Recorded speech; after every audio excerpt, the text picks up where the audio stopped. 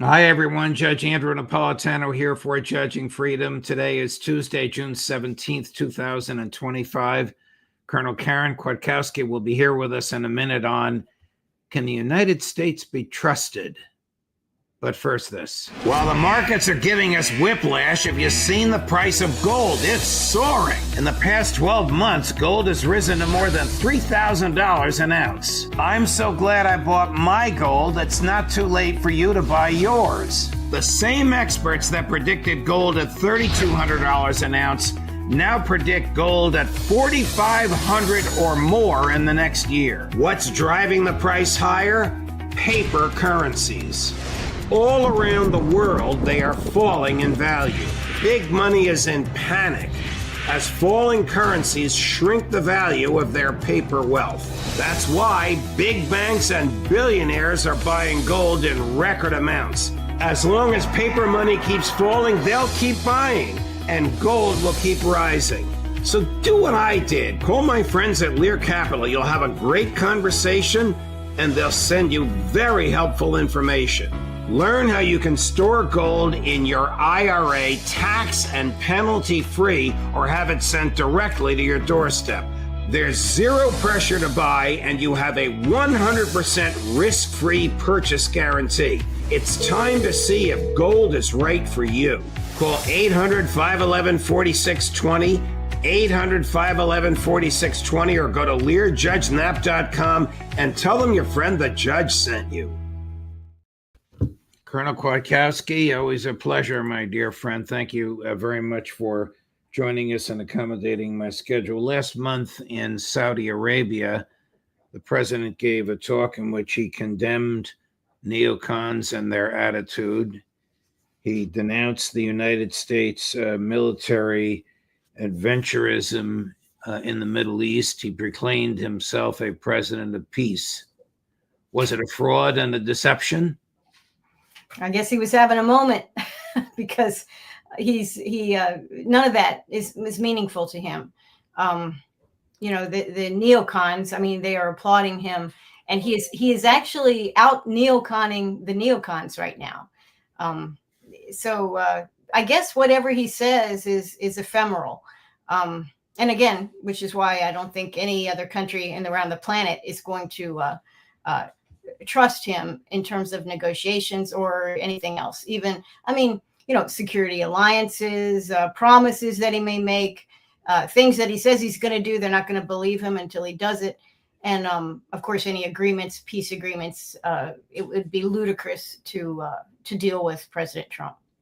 So the negotiators, the very human beings that were across the table from Steve Witkoff, were murdered by the Israelis in the first strike. Trump boasted about it in a posting he posted about 6:30 in the morning on Friday morning. We were on air when the post first became available. And the language in there is basically, you want to negotiate with us, you better agree with us or we'll kill you. Now, who would want to negotiate with the United States, and who would trust anything that negotiators said?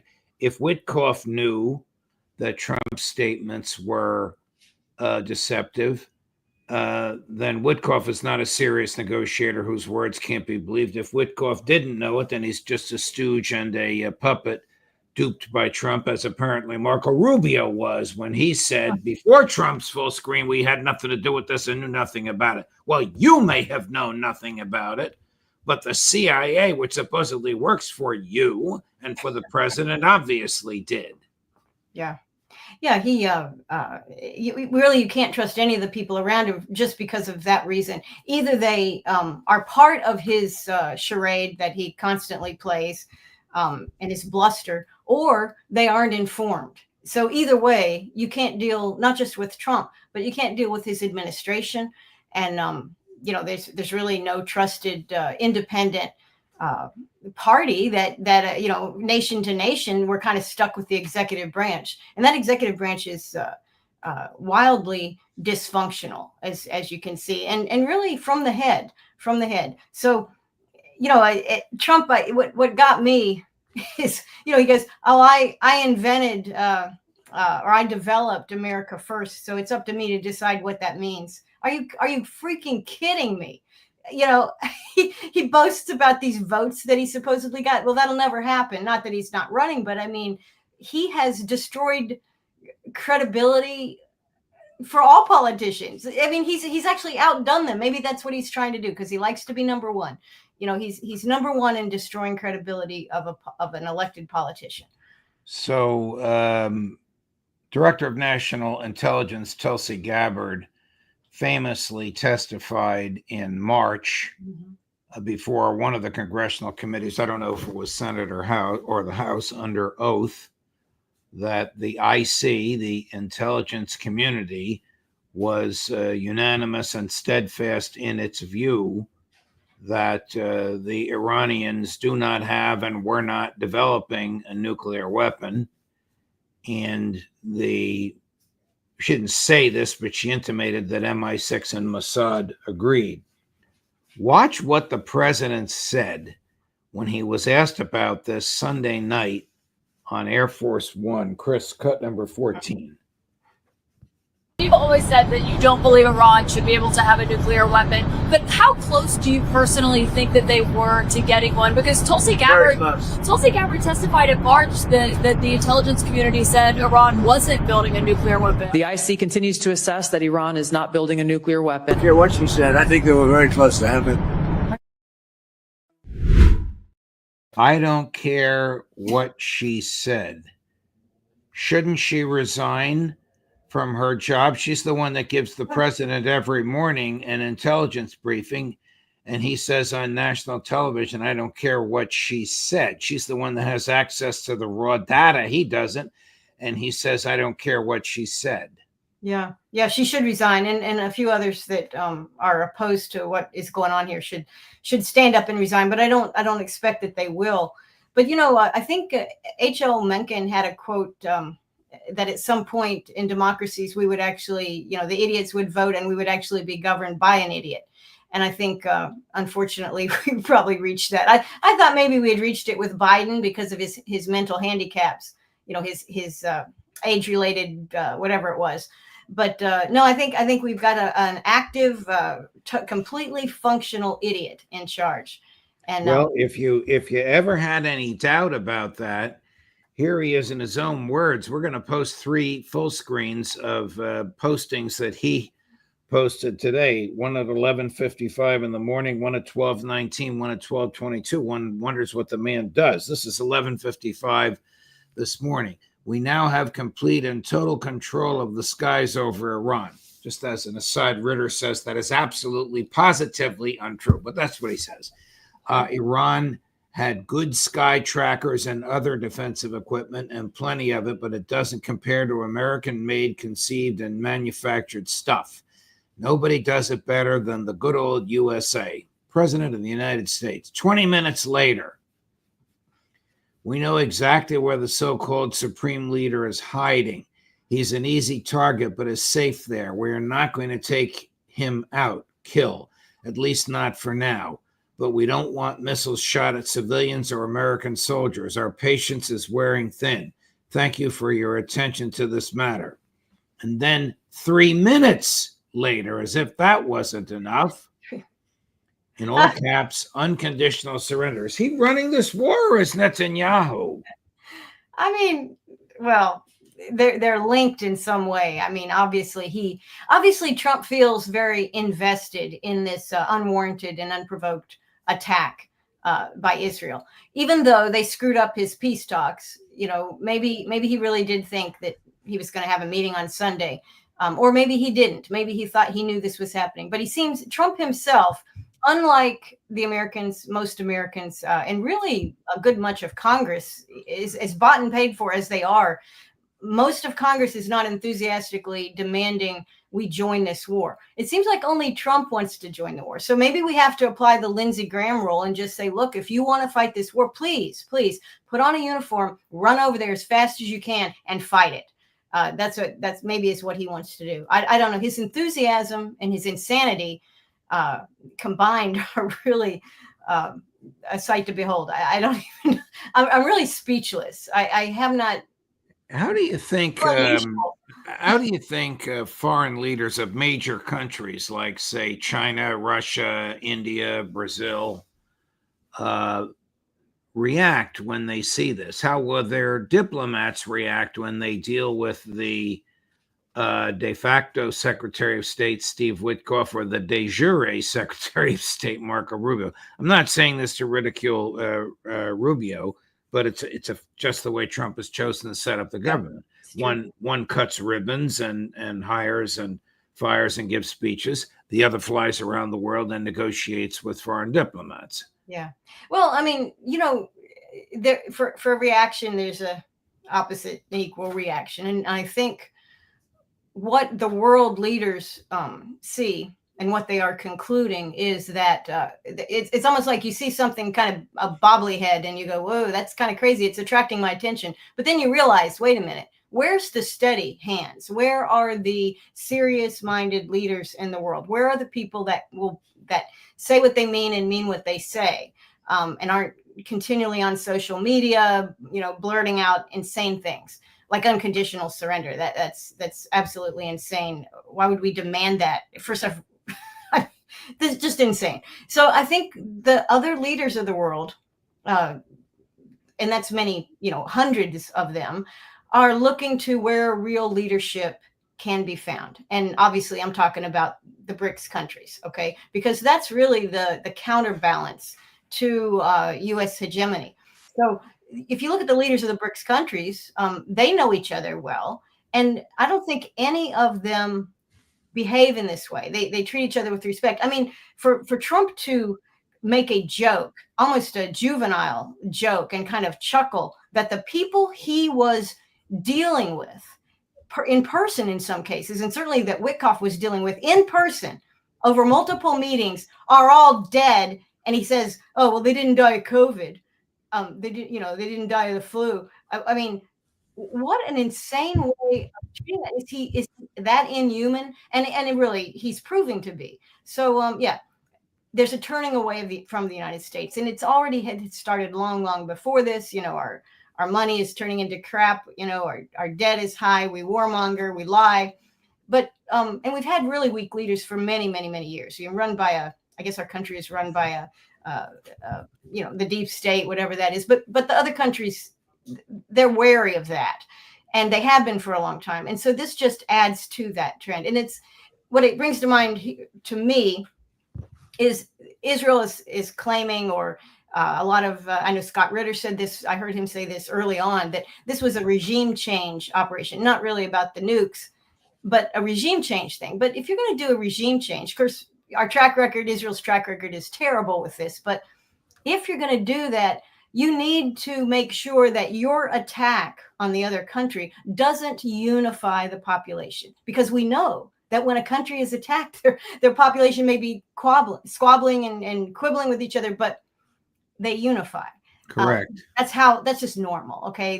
Do these people in the Trump administration actually think that by going along with these attacks, funding them, since everything Netanyahu has came from us, yes, that the Iranian people would overthrow their government? Of course not. They're going to rally around their government. By the way, the government was just popularly elected. The president is a moderate who would be only too happy to sit down with Steve Witkoff or Marco Rubio. Two things I want to point out. One is we're conducting a chat room poll. So all the people that write in during this segment with you on, Colonel Kwiatkowski, and the question is, should Tulsi Gabbard resign? Yes, no, or undecided. But I do want to play Dana Bash, the political commentator and anchor on CNN, apparently had a phone call with Trump over the weekend, and she wasn't allowed to tape it, but obviously she has a memory and she made notes. She called into her CNN colleagues right after she got off the phone with him. And here's what she said, cut number 12. And then he went on to say this: Iran should have listened to me when I said, I gave them, I don't know if you know this, but I gave them a 60-day warning. And today is day 61. And then he said they, meaning Iran, should now come to the table to make a deal before it's too late. And then he said something really noteworthy. He said, the people I was dealing with are dead, the hardliners, to which I just wanted to underscore. So what you're saying is Israel has now killed the people who you were dealing with. And he said very sarcastically, they didn't die of the flu. They didn't die of COVID. I think that's what you may have been referring to earlier when you said flu or COVID. When I played this clip for the great Alistair Crook and asked him how he would respond, he said, it's not worthy of a response. It's really a sickening statement for a president of the United States to gloat that the human beings with whom the president's negotiators had been negotiating were murdered by the president's friends. That's literally what happened here. Yeah. And he's acting like after the fact that, he was fully aware and on board with this, the 61-day thing is kind of nutty, because if that was the case, don't you think it would have come up sooner? You're like, hey, we're approaching the deadline. I don't know if he's making stuff up to kind of validate his own position, because he may not be in as much control as he would like to be. No American president really is in control of a lot of things. We've seen this repeatedly, where parts of the deep state, intelligence communities, other countries, there's a lot of things that happen, and the president wants to be seen as all wise and all knowing when in fact they're not. So some of his bluster may be coming from that perspective, so he goes back and say, well, 61 days, because that is ridiculous. If he would to say that after the fact means that you're just a useless liar. I mean, if you thought this date was coming up, and don't you think that you would have rolled that into your negotiations? But this is a guy who said many times, including in his inaugural address, he is a president of peace. He is against forever wars. He is against using the military in the Middle East to change governments and change the way people live. I guess he should have said, except when Bibi Netanyahu wants it. Except when Bibi Netanyahu wants it. Yeah. I thought earlier that Bibi politically is in a downward spiral. I think, he's highly vulnerable. He has like a cat with 9 lives politically, but, the man is old. He's not well. It's unpopular for the most part with his with the Knesset and with the people, and of course the whole world hates him. So you have that. But I thought maybe that Trump was going to create some space when it looked like for a moment he did create space between him and Netanyahu. And I thought it was, I think I said this here. I thought it was, Trump doesn't like losers. He doesn't like to associate with losers. But I have to rethink that, because apparently all that is a loser. So maybe he likes this. Maybe he thinks this will be part of his legacy of some sort. Well, it now appears as though the so-called snub of Netanyahu, when Trump visited the Middle East and ostentatiously did not visit Israel, was all a scam. Yeah. The leak from the White House that Trump is sick and tired of Netanyahu and feels he's being used or played by him was all a scam. Mm-hmm. This was all intended to lull the Iranian leadership and the Iranian negotiators into a false sense of security, which is why I asked you at the outset, and you've answered in great detail, can the U.S. be trusted? And the answer is no. Is this dangerous for American diplomats, knowing that they can't even engage in diplomacy because no one will believe what they say? Yeah, I mean, he's single-handedly really destroyed the State Department's credibility and the Pentagon's credibility, and he really should be careful about boasting about American military prowess and capabilities. We just pulled out of the Red Sea for a reason, okay, and that wasn't because we beat the Houthis, okay. So Trump is living in a fantasy world, and he's also lying. So these two things together really, he was impeached twice for the most stupid reasons I can imagine. I think it was very, an incredible impeachment that he had in his first term. But what he's doing now rises to the level that the Congress should be concerned, and yet not a whisper of impeachment. I guess that will change if the House goes to the Democrats. Chris has a result on the poll, although people can still vote on it. Simple question: should Tulsi Gabbard resign? Yes, 73%. No, 17%. Undecided. Who could be undecided? Well, all right, there were undecideds at the time of the American Revolution. Undecided, 9%. It's a terrible state of affairs, Karen.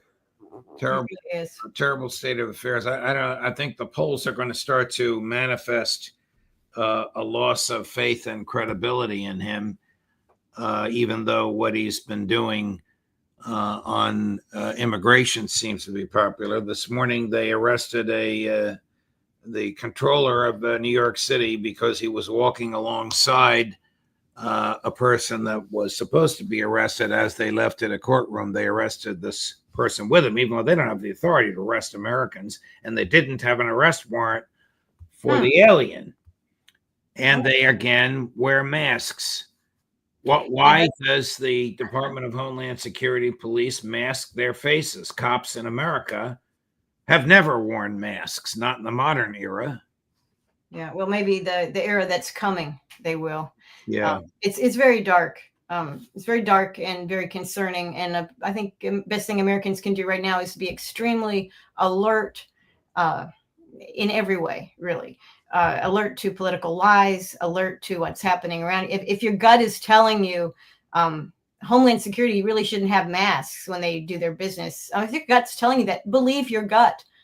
This is our country. They're not taking it away from us. And Trump, even if he pulled a big trick on everybody, America first, I care about the working class, the working people, we've been lied to before. We'll get over that pretty quickly, but we need to assert ourselves a little bit more aggressively. Thank you, Karen Kwiatkowski. Much appreciated. All the best. We'll look forward to seeing you next week. Absolutely. Thanks, Judge. Of course. Coming up tomorrow, Wednesday at 8 in the morning, Professor Gilbert Doctorow. At 11 in the morning, we'll call him, wake him up. Max Blumenthal at 3 in the afternoon. Phil Giraldi at 4 in the afternoon. I don't know where on the planet he is, but he'll be here at 4 in the afternoon. Pepe Escobar. Judge Napolitano for Judging Freedom.